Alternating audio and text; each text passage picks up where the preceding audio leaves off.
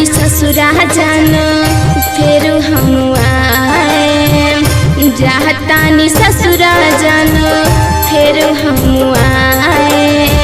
ई मत बुझी हकी तोहके भुलाए, ई मत बुझी हकी तोहके भुलाए।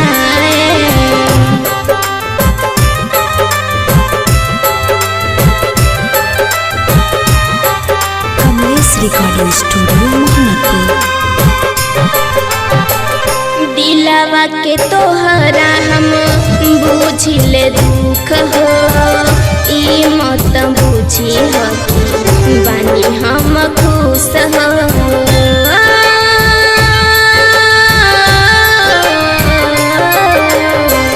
दिलवा के तोहरा हम बुझिले दुख हो, आई मत बुझी हो बानी हम खुश हो।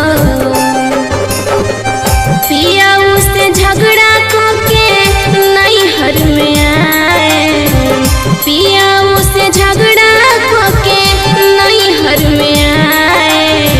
आई मत बुझी हो तोहके बुलाए, आई मत बुझी हो तोहके बुलाए। Kamlesh recording studio Mohammadpur.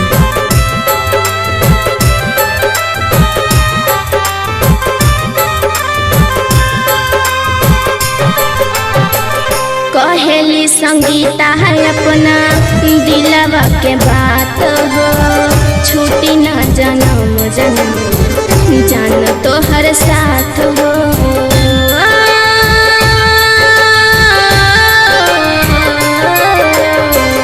कहेली संगीता अपना दिलवा के बात हो, छूटी ना जन्म जन्म जान तो हर साथ